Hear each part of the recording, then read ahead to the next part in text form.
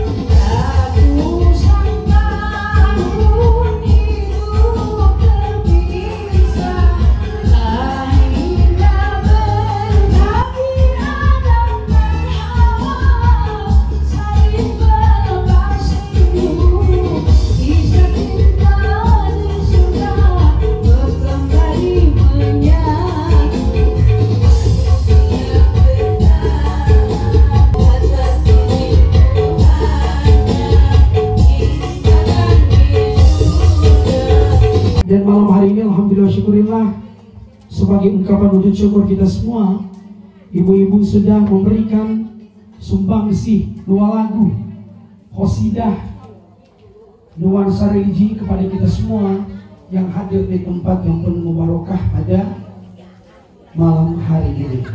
Dalam giat atau agenda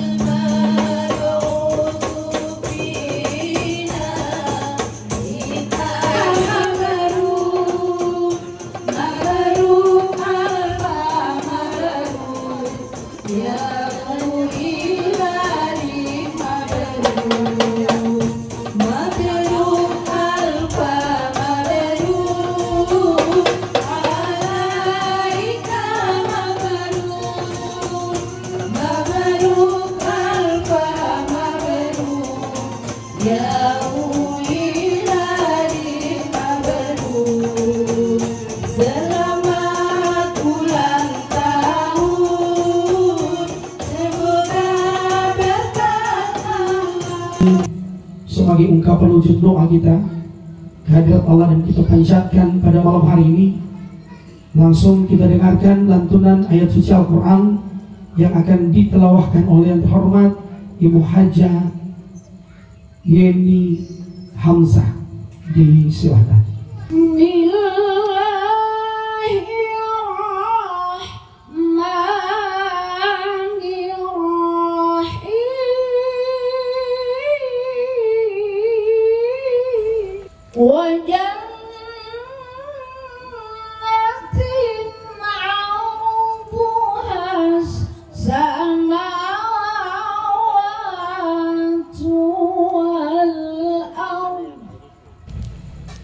Bismillahirrahmanirrahim. Assalamualaikum warahmatullahi wabarakatuh. Alhamdulillah. Alhamdulillah. Alhamdulillah nahmaduhu wa nasta'inuhu wa nastaghfiruh. Wa na'udzu billahi min shururi anfusina wa min sayyiati a'malina. May yahdihillahu fala mudilla lahu wa may yudlilhu fala hadiya lahu. Asyhadu an la ilaha illallah wa asyhadu anna Muhammadan abduhu wa rasuluhu la nabiyya ba'dah. Yang kami hormati Bapak penceramah pada malam ini, yang kami hormati Bapak Kepala Desa Ailah Tilango, melantunkan qasidah bernuansa Islam nyanyian Isra Miraj. Insya Allah ini bermanfaat buat kita semua yang hadir di tempat ini.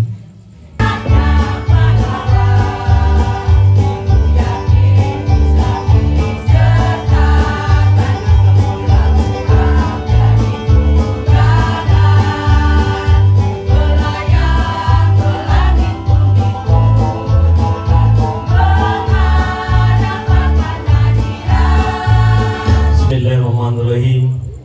Assalamualaikum warahmatullahi wabarakatuh.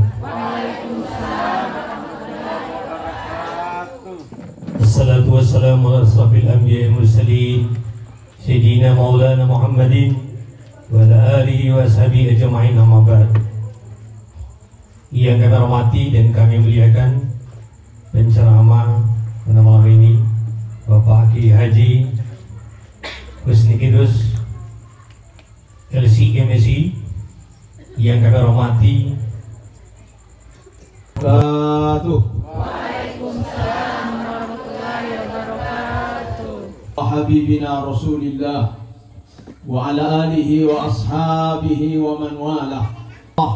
Kelak di hari kiamat nanti kita akan mendapatkan syafaat dari beliau sallallahu alaihi wasallam. Bapak Ibu, nada dan dakwah ini sama dengan Roma Irama dan krunya. Ceramah dulu ti Ustadz, baru nanti sampaikan tema ceramahnya sesuai lagunya. Ya, karena malam hari ini halal bihalal Bapak Ibu, kita akan kaitkan semua dengan momen saling memberi dan meminta maaf dan menyambut kedatangan bulan suci Ramadan. Bapak Ibu jamaah sekalian rahmati Allah, Miftahul Jannah, jika diterjemahkan miftah itu apa Ustaz? Miftah itu kunci. Al Jannah surga. Berarti Miftahul Jannah adalah kunci surga. Di mana kunci surganya? Bukan pada sosok seseorang, tapi kunci surganya pada amalan yang dilakukan oleh seorang muslim muslimah. Bukan hanya amalan yang begitu banyak, beramal sesuai dengan kemampuan, dan itu terus menerus komitmen untuk dilaksanakan. Itu lebih baik dari sekian banyak amalan yang pernah dilakukan dan hari ini sudah ditinggalkan.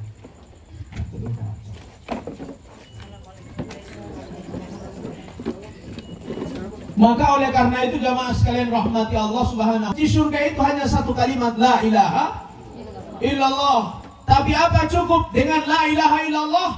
Tidak cukup hanya dengan kalimat la ilaha illallah, tapi harus ada amalan-amalan penunjang dari kalimat la ilaha illallah. Bapak Ibu sampai diriwayatkan, Bapak Ibu tahu kloter terakhir masuk surga itu, ada kloter terakhir. Kloter terakhir masuk surganya itu adalah orang yang selama hidupnya dia tidak ibadah. Ketika puasa datang dia tidak puasa. Ketika ada kumandang sholat dia tidak mengijabahi panggilan sholat. Kaya raya, konglomerat, duitnya banyak, tidak haji dan umrah. Modal dia bertuau la ilaha illallah. Bapak ibu masuk surga yang la ilaha illallah masuk surga, tapi dia dimasukkan kloter yang terakhir. Semua orang sudah masuk ke dalam surga, tinggal mereka bapak ibu yang ada di dalam neraka. Akhirnya Allah bilang sama malaikat, pergi cek kamar hijau yang selama di neraka itu, ya, angkat kamar hijau mereka, masukkan mereka ke dalam surga. Baru amalan apa yang menyebabkan masuk ke dalam surga ya Allah? Pergi tanya kamari mereka yang lagi disiksa itu, yang lain sudah masuk, tinggal mereka yang di neraka.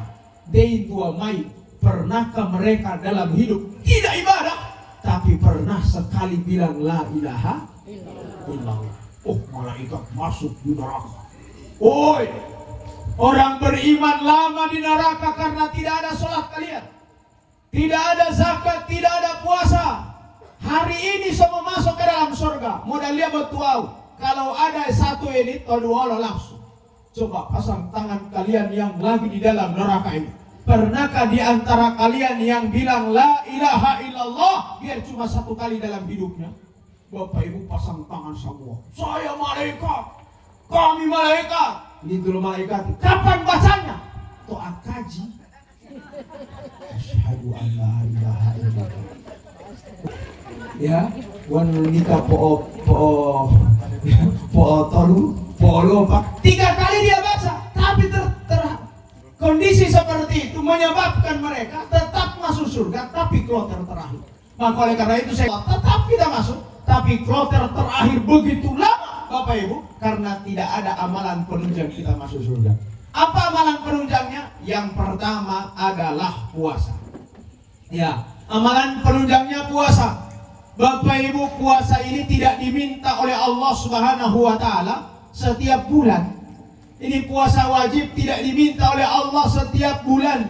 Diminta oleh Allah 12 bulan dalam 1 tahun. Yang Allah minta hanya 1 bulan disebut dengan bulan Ramadan. Tapi ternyata Bapak Ibu, masih banyak juga yang tidak mau berusaha ikhtiar untuk melakukan ibadah puasanya. Ya malatnya Bapak Ibu 2 hari 3 hari sebelum Ramadan sudah ada yang ngomong bikin perlawanan dengan Ramadan.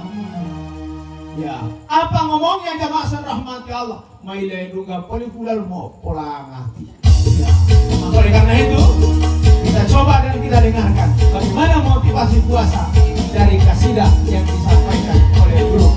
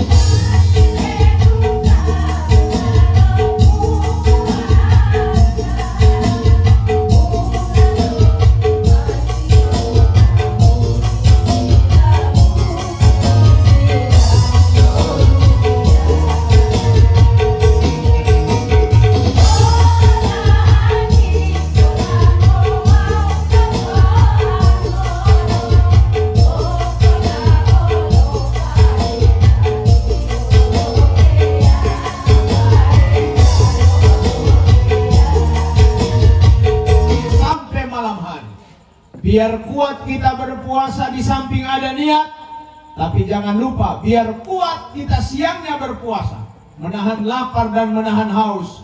Mulai puasa itu dengan niat dan makan sahur. Di mana jaminannya Ustaz? Rasulullah Sallallahu Alaihi Wasallam sampai bersabda, bagi yang puasa dan dia mulai dengan makan sahurnya. Rasulullah bersabda, Innallaha wa malaikatahu yusalluna 'alal mutasahhirin. Allah dan malaikat mengucapkan salawat yang berpuasa dimulai dengan makan sahur. Bahkan Nabi Shallallahu Alaihi Wasallam pernah bersabda di hadis yang kedua, Al-farqu baina siyamina wa siyami ahli kitab.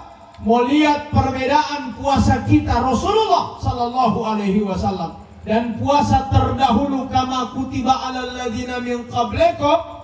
Nabi-nabi sebelum Rasulullah mereka juga puasa. Tapi tak beda dia ya Rasulullah. Nabi bilang bedanya fi akalatis sahur. Bedanya kalau mereka puasa tidak makan sahur, tapi kita puasa umat Rasulullah dimulai dengan makan sahur. Ustaz, bolehkah puasa besok tidak makan sahur?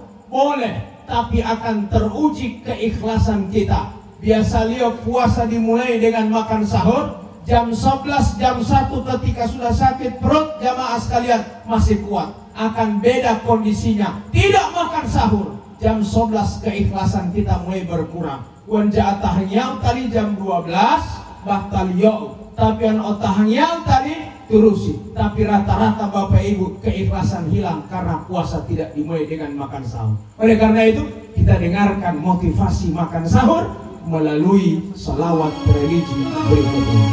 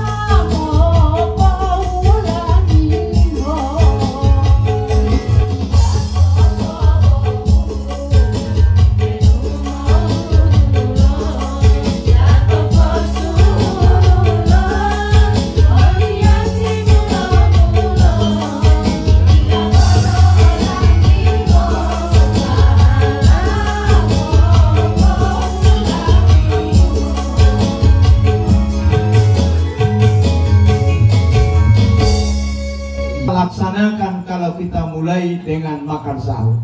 Tapi demi Allah, puasa dan makan sahur tidak sempurna kalau kita tidak melaksanakan sholat.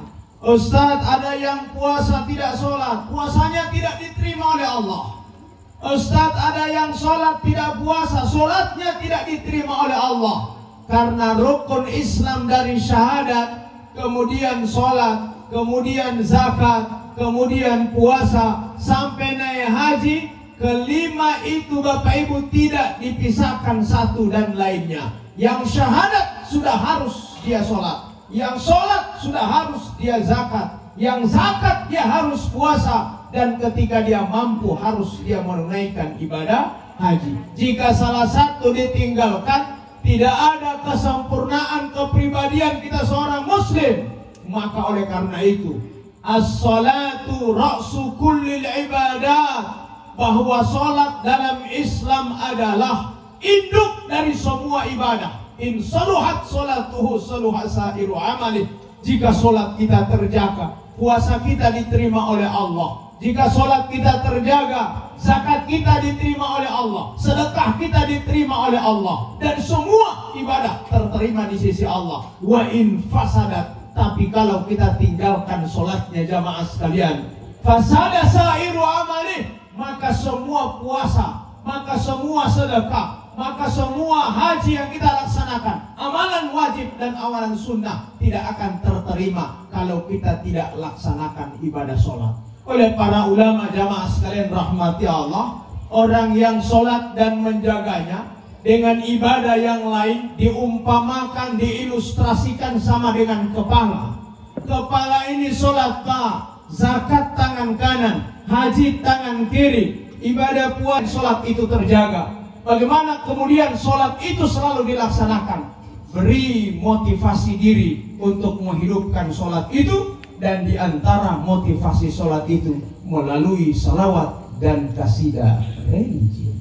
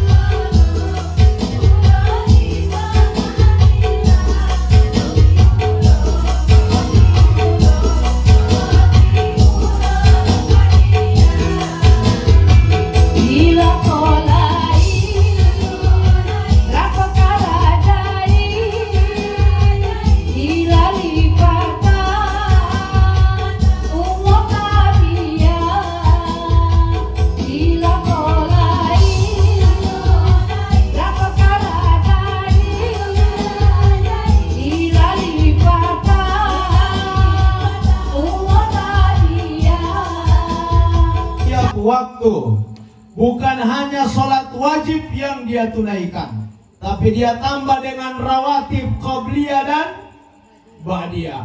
Dia tambah dengan 2 rakaat wudu, dia tambah dengan sholat duha. Malam harinya dia hidupkan dengan sholat qiyamul lail sebelum tidur, tahajud saat dia bangun dari tidur. Tidak ada kesempatan dia kecuali mendirikan ibadah dan menghidupkan sholat ini. Tapi oleh Al-Quran dikatakan, fawailul lil musallin. Celaka kalian yang bertahun-tahun mendirikan sholat, tidak dianggap oleh Allah sholat kalian. Kam min qaimin laisa lahu min salatihi illa ta'ab. Tidak begitu banyak yang mendirikan sholat, bertahun-tahun dia laksanakan, tapi tidak ada pahala tercatat di sisi Allah kecuali keletihan dan kecapean. Siapa golongan yang tidak diterima oleh Allah sholatnya mereka ini? Jawabannya jamaah sekalian rahmati Allah, mereka itu adalah alladzina hum an sholatihim walladzina hum yura'una wa yamna'una. Orang yang rajin sholat tapi membiarkan fakir miskin melarat. Orang yang rajin sholat yang membiarkan anak yatim piatu tidak bisa penuhi kebutuhannya. Wala yahuddu ala ta'amil miskin. Mereka biarkan kehidupan orang lain yang melarat, yang hidup di bawah garis kemiskinan. Mereka nikmati harta mereka, mereka sujud dan rukuk di hadapan Allah, tapi tidak ada catatan kebaikan dari sholat mereka, karena mereka tidak pernah berbagi dengan orang lain. Maka oleh karena itu, biar sholat kita diterima oleh Allah Subhanahu wa ta'ala, hablum minallah terterima kalau kita saleh juga secara hablum minan nas. Dengan apa Ustaz? Jangan lupa di Ramadan ada kewajiban zakat. Zakat itu bisa dari zakat mal, bisa juga dari zakat fitrah. Begitu banyak yang bayar zakat. Sejak Gorontalo ada mall, tapi sayangnya lebih banyak zakat mall daripada zakat mal. Orang tidak mau membelanjakan hartanya di jalan Allah Subhanahu wa ta'ala. Bung Gili bin Pi'it bin Botumoito tidak mau memberikan, tidak mau memberdayakan jamaah sekalian rahmati Allah. Padahal Quran mengatakan, khudh min amwalihim sadaqatan tutahhiruhum wa tuzakkihim biha. 2,5% dari gaji kita bukan milik kita Bapak Ibu. 2,5% dari harta yang kita dapatkan setelah kerja tidak halal untuk kita nikmati. 2,5% itu bagian dari orang lain. jika kita paksa harta orang lain yang ada dalam harta kita, kita tidak keluarkan sama mereka. Bapak Ibu jangan cari di mana. Kenapa kita harus berpenyakit besar? Ustadz timama ja diabetes, biasa liau gen Ustadz, utiwa tiama diabetes dan seterusnya. Watia ja darah tinggi Ustadz, timama Allah ja darah tinggi. Tapi kenapa saya sudah berpenyakit? Ada harta orang miskin yang kita nikmati dan enggan kita keluarkan. Maka penting untuk menyadari Bapak Ibu, mulai hari ini mari hidupkan sholat tapi imbangi dengan zakat. Untuk lebih besarnya semangat ini, kita dengarkan kasidah religi tentang zakat.